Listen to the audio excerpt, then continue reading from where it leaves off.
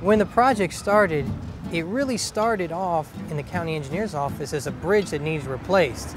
However, due to the process, it expanded beyond that to the point where it really fit the needs of the city.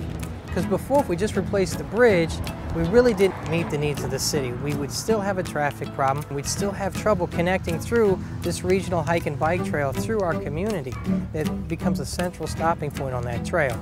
So the process, which involves a lot of public input, which also involved a lot of stakeholder input, allowed us to create a project that really fit what the needs were, not just what the perceived needs were. Not just a bridge fix, not just a traffic fix, but a community fix. A fix that actually helps keep a Crain Avenue neighborhood together. It helps solve the traffic congestion problem, and it meets the pedestrian and bicycle needs that we all feel exist today.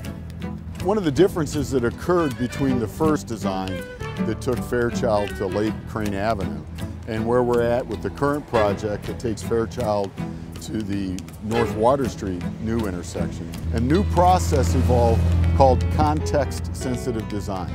And what that means in a nutshell is we take everything that is impacted by the project, not only the urban fabric that's impacted, but all those individuals in terms of the stakeholders, the residents, the businesses, and put all those people in a room.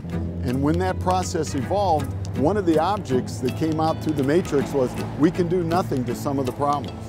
We can do little things to amend some of the big problems. But the reality is it's an educational process so that they felt like they were, the individual with the concern felt like they were heard.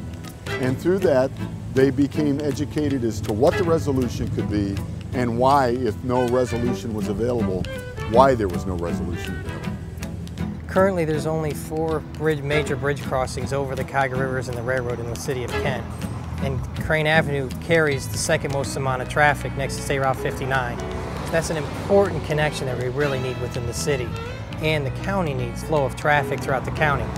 Secondly, the city gets resolution to a traffic problem that's existed for decades. Traffic at Fairchild, Crain, and 43 is one of the worst congested areas, as well as the traffic here at Lake, Crain, and Water. The city also gets out of the project the connectivity to a bike path that's been planned for the last 10 years. Without this project, that integral connection won't be possible. So we're integrating all these major concerns into one project and getting it done. While it might not seem quickly, but in the long term, it will be done quickly versus doing them separately. From my perspective, ultimately, we're going to have a more efficient transportation system, especially in this neighborhood. It's going to be safer. We will anticipate seeing less accidents. Typically that follows because there's less congestion. We'll have an improved trail system along the Colorado River, the potential to extend the hike and bike trail over to Portage County's hike and bike trail. So from my perspective, it's a great improvement and it's a great gateway into downtown Kent.